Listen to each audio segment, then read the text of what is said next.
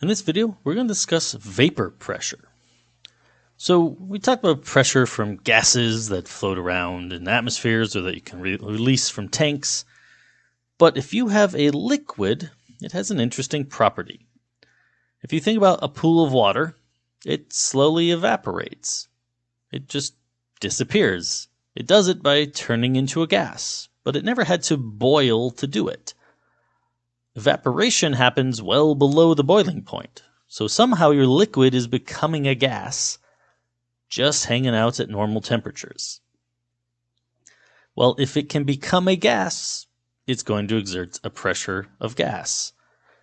And so if we have a container and it has some liquid, what's really happening is those molecules are bouncing around, hitting each other, mostly staying in place. But every once in a while, a couple of the molecules could hit all at once and hit one of them. And if it's at the surface, it just can get launched out of the liquid. Well, if you're a free-floating individual molecule, you're a gas. What happens is a few surface molecules, just by randomly getting hit by multiple things at once, can get ejected, launched out of the liquid bulk, and float away on the air. This process is evaporation. Over time, more of your liquid will do it, more of your liquid will do it until you run out of liquid.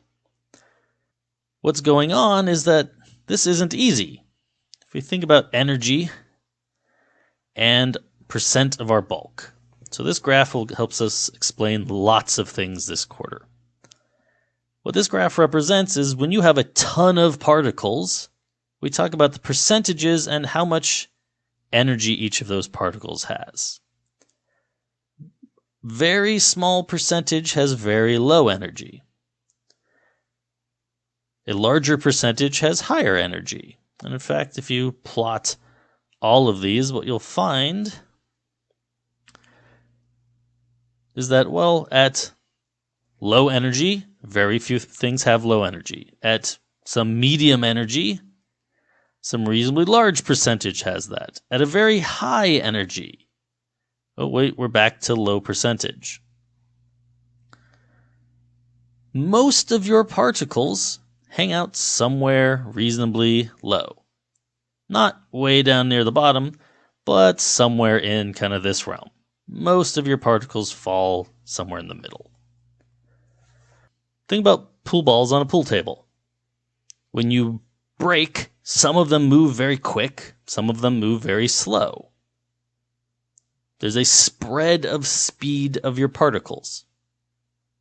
This happens in any bulk sample. Some of your particles are moving very quickly and have high energy, some are moving very slow and have low energy, and most of them are moving in the middle. But if you ever play pool, if you hit harder when you break, more of them move faster. By putting in more energy at the start, you get some of them moving fast enough that maybe you jump it out of the table.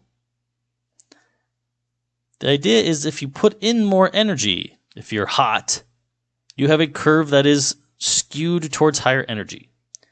If you are cold, if you put in less energy, you have a curve that is skewed towards the lower end.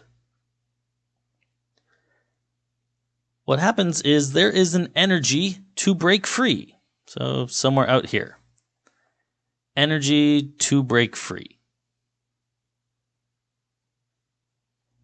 For that particle earlier to escape our liquid, it had to have enough energy to get pushed out and break all the bonds holding it to the other molecules. That took some amount of energy. Well, there was some percentage of particles past that, this whole area.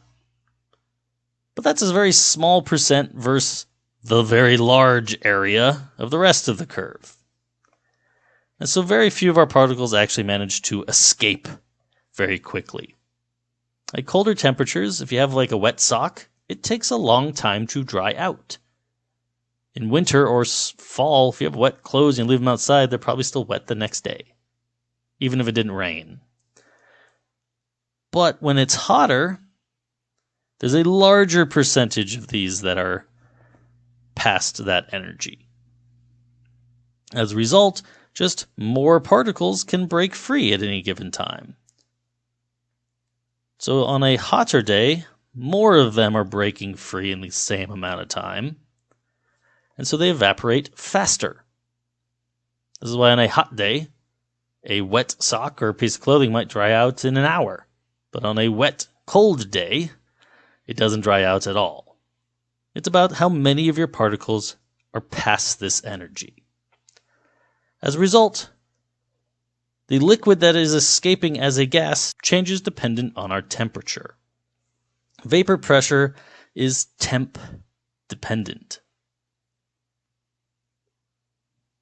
So what is vapor pressure exactly? Because we talked about turning into a gas, but that pressure bit, let's imagine our container was sealed. And we have liquid, lots of particles in our liquid phase. Well, one of them can break free, get into the gas. But then it bounces around, and it might hit the surface and get pulled right back in. At that point, well, it's not a gas anymore. Well, you have particles leaving because of the temperature. There's going to be things leaving constantly. So we could say something like maybe 10 per second will escape. And at first, when there's nothing up above, you have 0 per second returning. But give it some time. You still have liquid, you still have plenty of molecules down here, but a few have gotten into the gas phase. They bounce around, it takes them a little while, but eventually they'll hit the surface again. Well, your leave rate is tied to your temperature, so that hasn't changed. But now you have stuff that could come back. So now you have a little bit of return rate. We'll say maybe it's 2 per second right now. The net effect is that while some come back, more are leaving. Over the next few seconds, I will build up more up above. And so time continues, and eventually what'll happen is you'll get a bunch of gas, they're coming back, and eventually it will match your leave rate. Your 10 per second leave will be matched by 10 per second return. When this happens, this is called equilibrium. The amounts no longer change. You give it away just as fast as you give it back. I give you 10, you give me 10, I have the same I started as. I give you another 10, you give me another 10, I have the same I started as. At this point, no more total number of gas particles will be created. You've reached the maximum number that can be gas. They'll trade back and forth, they'll hit the surface all the time, but you'll also have particles leaving. But the amount is set. Well, that means I have a gas. I have a number of gas, which means I have some moles. They're in a space, so I have a volume. There's clearly a temperature. I mean, there had to be for things to be leaving. So there's some temp. Well, if I have moles, volume, and temp, then these can give us a pressure. Specifically, the vapor pressure. What pressure that gas will come out to be, that is the vapor pressure, and it is set for a specific temperature. For water, if you're 5 degrees Celsius, your vapor pressure is 6.5 torr. If you're 20 degrees Celsius, then you have 17.5 torr. Go up to 40 degrees Celsius, it is 55.3 torr. Bring it up to 80 degrees Celsius, and it is 355 torr. 90 degrees Celsius is going to be 525, and 95 degrees Celsius is going to be 634. And 100 degrees Celsius, that is going to be 760. Here's just a small selection. There's actually a table on page 227 of the book. If you want to go look up vapor pressure, you can also find it on Wikipedia. There's nice charts of vapor pressures at temperatures. The idea is because our leave rate is dependent on temperature, it doesn't matter what our container is, our pressure is always going to be the same. If I'd had a bigger container, right? So let's say this was 4 times the volume. Right? I still have liquid down here. Well, gas, when it escapes, it has just a bigger volume to bounce around in. So it takes longer for it to return. One particle in this bigger container will take longer to come back than one particle in our smaller container did. But I also just have more space.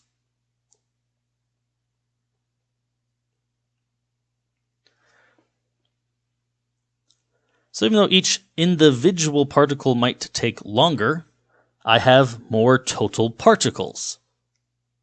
As a result, more particles means more chances to impact, even if each is slower.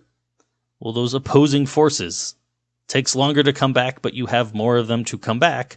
They balance out. The vapor pressure is going to be the same in this giant container as it was in the small container, as long as we're at the same temperature.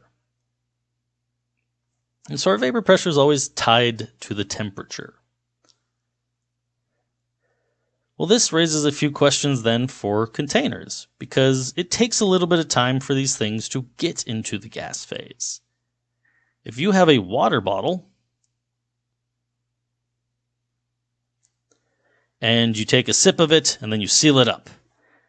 At first, there's just regular air. In theory, there ought to be 1 atmosphere, assuming the outside was 1 atmosphere. But you seal up your bottle, you put it down, and it's a hot day and you leave it in your car. And the inside of your car gets up to 50 degrees Celsius. It gets really hot. Well, at 50 degrees Celsius, the vapor pressure of water is 92.5 torr. What's going to happen is that over time, some of that water is going to get into the gas phase. It's just going to keep moving up into the gas phase. You're going to increase the pressure of the gas. The nitrogen and oxygen of the air doesn't affect how much vapor pressure your water will get to. Your water is going to be leaving, forcing itself up into the gases. And that result then is over time, you'll have your bottle again. It'll still have liquid at the bottom, but now it's got air plus water vapor. Well, the air was originally 1 atmosphere, so we can find our pressure inside. It's going to be the 1 atmosphere that started on the inside plus the water vapor. Well, 1 atmosphere is 760 torr plus 92.5 torr for 852.5 torr. If you've ever left a bottle in a car and it got hot, and you came back, it might have expanded, it might have bloated. If you opened it, it might have shot stuff out right away. The reason for that is that it actually built up more pressure. In fact, depending on what temperature you sealed the bottle up in, the air probably wasn't originally 50 degrees on its own. Like the outside might have been, high 20s, low 30s, and then your car just baked it like a greenhouse. So the reality is you probably would have more than 1 atmosphere. So when you leave a bottle in a sealed car and it heats up, this is why it expands. This is why it gives off pressure when you open it back up to take another drink. Part of it is that there is vapor pressure involved.